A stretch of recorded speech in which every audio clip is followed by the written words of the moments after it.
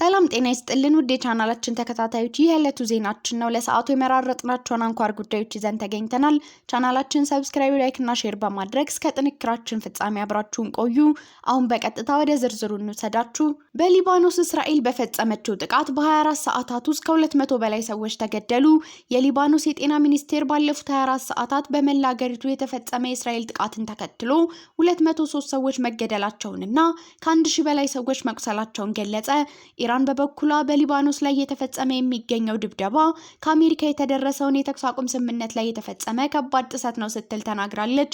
የኢራን የውጭ ጉዳይ ሚኒስቴር በሊባኖስ ላይ የሚፈጸመውን ጥቃት በተመለከተ ከአሜሪካ ጋር ረቡዕ ምሽት በአደራዳሪዋ ፓኪስታን በኩል ንግግሮች እንደነበሩ ተናግረዋል። አሜሪካና ኢራን ለ2 ሳምንት የሚቆይ ጊዜያዊ የተኩስ አቁም ስምምነት ማድረጋቸውን ተከትሎ የእስራኤሉ ጠቅላይ ሚኒስትር ቤንያሚን ኔታንያሁ ሊባኖስን አያካትትም በማለት መጠነ ሰፊ ጥቃት ከፍተዋል። ይህንን ተከትሎ የሊባኖስ ጠቅላይ ሚኒስትር ለዓለም አቀፉ ማህበረሰብ በተቻለ መጠን ጥቃቱን እንዲያስቆምላቸው ተማጽኖ አቅርበዋል። ነዋፍ ሰላም የእስራኤል ጦር ጥቃቶች ለዓለም አቀፍ ሕግ ፍጹም ቸልተኝነትን አሳይተዋል በማለት ሁሉም የሊባኖስ ወዳጆች እነዚህን ጥቃቶች በሁሉም መንገድ ለማስቆም እንዲረዱን ጥሪ እናቀርባለን ብለዋል። የኢራን ፕሬዝዳንት እጆቻችን አሁንም ቃታው ላይ ናቸው ሲሉ አስጠነቀቁ። የኢራን ፕሬዝዳንት ማሱድ ፔዚሽኪያን እስራኤል ሊባኖስ ላይ የምትፈጽመውን ጥቃት ግልጽ የተኩስ አቁም ጥሰት ነው አሉ። የእስራኤል ጥቃቶች መቀጠላቸው ሊደርስ ለሚችል ስምምነት ቁርጠኝነት እንደሚጎድል የሚያሳይ አደገኛ ምልክት ነው ሲሉ ወቅሰዋል። የኢራኑ ፕሬዝዳንት ይህንን አስተያየት በኤክስ ገጻቸው ያሰፈሩት የእስራኤል ጦር የሄዝቦላ ኢላማዎች እንደሆኑ በገለጻቸው የሊባኖስ ስፍራዎች ላይ ከ100 በላይ የአየር ጥቃቶችን ከፈጸመ በኋላ ነው። የእስራኤል ጠቅላይ ሚኒስትር ቤንያሚን ኔታንያሁ አስፈላጊ በሆነ ጊዜ ሁሉ ሄዝቦላ ላይ ጥቃት እንደሚፈጽሙ በዛሬው ዕለት ተናግረዋል። የኢራኑ ፕሬዝዳንት በኤክስ ልጥፋቸው የጥቃቶች መቀጠል ከአሜሪካ ጋር የሚደረገው ድርድር ወደ ትርጉም የለሽነት እንደሚያወርደው ገልጸዋል። የኢራን እጆች ቃታው ላይ ሆነው እንደሚቀጥሉም ጽፈዋል። የኢራን ፓርላማ አፈጉባኤ በበኩላቸው የተኩስ አቁም ጥሰቶች ግልጽ ዋጋ እንደሚያስከፍሉና ጠንካራ ምላሽ እንደሚያስከትሉ ተናግረዋል። ሊባኖስ የማትነጠል የተኩስ አቁሙ አካል መሆኗን የገለጹት አፈጉባኤው ለክህደትና ማፈግፈግ የሚሆን ቦታ እንደሌለ አሳስበዋል። በአስቸኳይ እሳቱን አጥፉ ሲሉም አክለዋል። በሊባኖስ የሚገኙ ኢትዮጵያውያን በእስራኤል ጥቃት አማካኝነት ስቃይ ላይ መሆናቸው ተናገሩ። አሜሪካና እስራኤል ከኢራን ጋር ጦርነት በጀመሩበት ዕለት እስራኤል በተመሳሳይ ሊባኖስ ውስጥ ጥቃት ከፍታ እግረኛ ወታደሮችን ጭምር በማሰማራት የተጠናከረ ወታደራዊ ዘመቻ እያካሄደች ነው። ማክሰኞ ሌሊት አሜሪካና ኢራን የተኩስ አቁም ለማድረግ መስማማታቸውን ተከትሎ ረቡዕ ዕለት የእስራኤል ጦር በመላው ሊባኖስ በሚገኙ የሄዝቦላ ኢላማዎች ላይ መጠነ ሰፊ ጥቃት መፈጸሙን አስታውቋል። በዚህ ጥቃት ከ180 በላይ ሰዎች ሲገደሉ ከ700 በላይ ደግሞ መቁሰላቸውን የሀገሪቱ ጤና ሚኒስቴር ያወጣው መረጃ ያሳያል። የካቲት 21 2018 ዓ.ም አሜሪካና እስራኤል በኢራን ላይ የከፈቱትን ጦርነት ተከትሎ አያቶላህ አሊ ሀሚኒ መገደልን በመቃወም ሄዝቦላ ወደ እስራኤል ሚሳኤል በማስወንጨፍ ውጊያውን ተቀላቅሏል። እስራኤል የሄዝቦላ ወታደራዊ ኢላማዎች ናቸው ያለቻቸውን ስፍራዎች መደብደብ የቀጠለች ሲሆን በርካቶች ከቤታቸው ተፈናቅለው በቤይሩት ጎዳናዎች ላይ በአብያተ ክርስቲያናትና በመጠለያ ስፍራዎች ውስጥ ይገኛሉ። በርካታ የውጭ ሀገር ዜጎች የተለያዩ የስራ መስኮች ላይ ተሰማርተው በሚገኙባት ሊባኖስ ውስጥ ኢትዮጵያውያንም እየተካሄደ ባለው ጦርነት ለችግር መዳረጋቸውን ይናገራሉ። ቢቢሲ ያነጋገራት በቤይሩት ውስጥ ከ3 ልጆቿ ጋር የምትኖረው ኢትዮጵያዊት እናት ቤቷ የሚገኘው በከተማው ውስጥ ሄዝቦላ በሚንቀሳቀስበት ደቡባዊ ሊባኖስ አካባቢ ነው። ይህ ዳሂ የሚባል አካባቢ አሁን ብቻ ሳይሆን ከዚህ ቀደምም እስራኤልና ሄዝቦላ ፍጥጫና ግጭት ውስጥ በገቡ ቁጥር የጥቃት ኢላማ መሆኑን ትገልጻለች። ባለፈው ዓመትም ብዙ ስቃይና መከራ አሳልፈናል። ከዚያም ስጋት ሳንወጣ ነው በአሁኑ ደግሞ እንደተኛን ሌሊት ድብደባው የተጀመረው ብላለች። ይቺ ኢትዮጵያዊት የምትኖርበት ህንጻ በእስራኤል ኢላማ ውስጥ እንደነበር ጠቅሳ እኛ እየወጣን ነው የምንኖርበት አፓርትመንት ከኋላችን የወደቀው ስትል ከጥቃቱ ለጥቂት መትረፋቸውን ገልጻለች። የ3 ልጆች እናት የሆነችው ይቺ ኢትዮጵያዊ ልጆቼን ይዤ መሮጤን ነው እንጂ ሌላ ነገር አላስታውስም በማለት ጥቃቱ ከባድ እንደነበር ታስታውሳለች። ከላይ እሳት ሲዘንብ እያየን አጠገባችን የህንጻ ፍርስራሽ ክምር እየተመለከትን መኖር ከባድ ነው። የምትኖርበት አካባቢ ለቃ ከወጣች 1 ወር እያለፋት መሆኑን የምትናገረው ኢትዮጵያዊት እናት በወቅቱ የተፈጠረባቸው ድንጋጤ ግን ከውስጣቸው አልወጣም ትላለች። በዛ ላይ እናት ሲሆን ከልጆች ጋር አስቸጋሪ ነው። በጦርነት ውስጥ ደፋር የሚባል ሰው የለም። ማንኛውም ሰው እኩል ልብ ነው የሚኖረው በማለት ያለውን ሁኔታ ታስረዳለች። በደቡባዊ ሊባኖስ ሳይዳና አዳህ አካባቢ የሚኖሩ 2 ኢትዮጵያውያኖች በበኩላቸው በሚኖሩበት መጠለያ አጠገብ የሚገኝ ህንጻ ላይ ጥቃት መፈጸሙንና መቃጠሉን ይናገራሉ። ጦርነቱ ከተጀመረ አንስቶ በመጠለያ ውስጥ ነው ያለነው የሚሉት እነዚህ እናቶች ተስፋችን መድኃኔዓለም ነው፣ ሌላ ተስፋ የለንም ሲሉ ስላሉበት ሁኔታ ለቢቢሲ አማርኛ ተናግረዋል።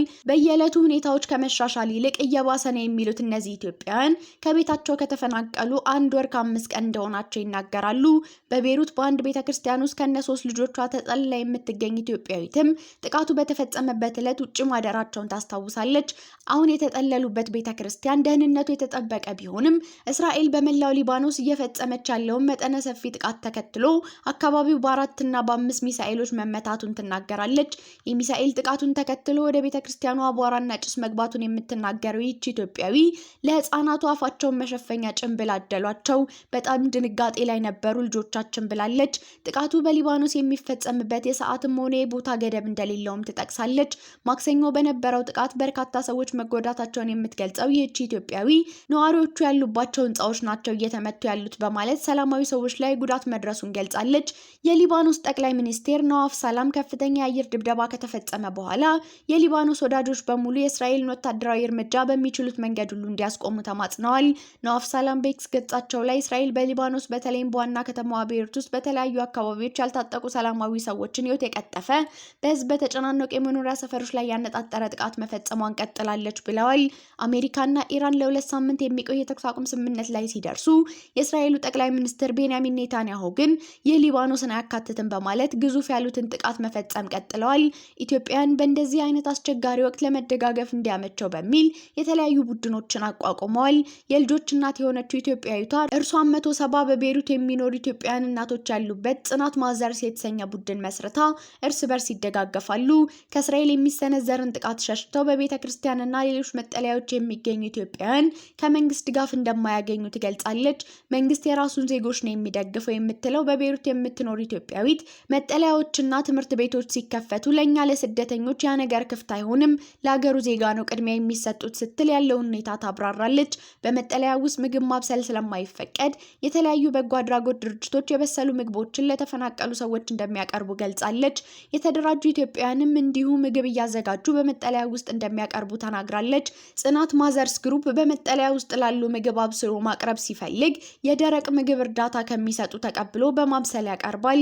እርሷ ባለችበት የቤተክርስቲያን መጠለያ 200 ያህል ሰዎች የሚገኙ ሲሆን ከነዚህ መካከል ኢትዮጵያውያን እናቶች እስከ 20 እንደሚሆኑና ልጆች ደግሞ 28 መሆናቸውን ተናግራለች።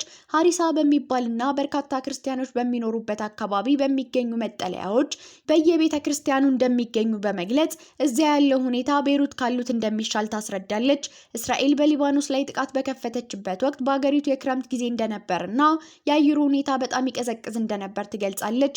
መንገድ ላይ ድንኳን ዘርግተው ለተጠለሉ በጣም አስቸጋሪ ነው፣ ባለፉት ቀናት እየዘነበ ነበር በማለት የአየሩ ሁኔታም ፈታኝ እንደሆነባቸው አስረድታለች።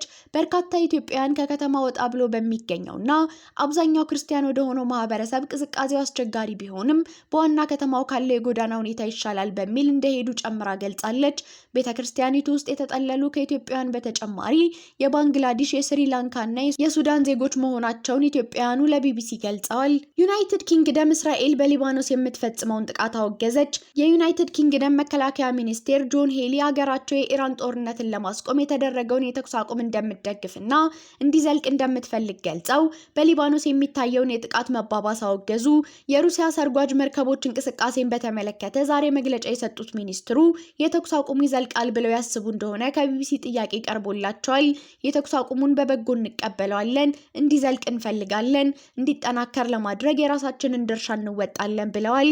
መከላከያ ሚኒስትሩ አክለውም ሊባኖስ ውስጥ የሚታየው የጥቃት መባባስ እናወግዛለን።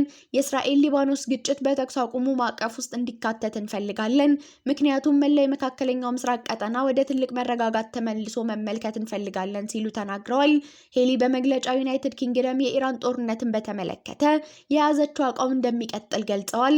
ከጦርነቱ ጋር በተያያዘ ከፍተኛ ቁጥር ያለ ዩናይትድ ኪንግደም ጦር ወደ መካከለኛው ምስራቅ ማሰማራት የብሪታንያ ብሔራዊ ጥቅም እንዳልሆነ አስረድተዋል። በመካከለኛው ምስራቅ እንደሆነው ቀውስ በከፍተኛ ሁኔታና አደገኛ በሆነ ሁኔታ በሚፈነዳበት ወቅት ሰዎች ለምን የዩኬ ወታደራዊ ይዞታዎች ችግሩን ለመፍታት አልተሰማሩም የሚል ጥያቄ ማንሳታቸውን እረዳለሁ ብለዋል። ነገር ግን ይህ የብሪታንያ ብሔራዊ ጥቅም አይደለም ሲሉ ተናግረዋል። ግዙፎቹ ስጋቶች ብዙውን ጊዜ የማይታዩና ድምፅ አልባ መሆናቸውን የጠቀሱት መከላከያ ሚኒስትሩ የመከላከያ ፍላጎቶች እየጨመሩ በመምጣታቸው የዩናይትድ ኪንግደም ሀብቶቻችን የተሻለ ውጤት ባላቸው ጉዳዮች ላይ ማሰማራት አለብን ብለዋል። የሰዓቱ መረጃዎቻችን ያዳመጣችሁትን ይመስል ነበር። ስለተከታተላችሁን እያመሰገንን ቻናላችን ሰብስክራይብ፣ ላይክ እና ሼር በማድረግ ቤተሰብ እንድትሆኑ እየጋበዝን በዚሁ ተሰናበትን።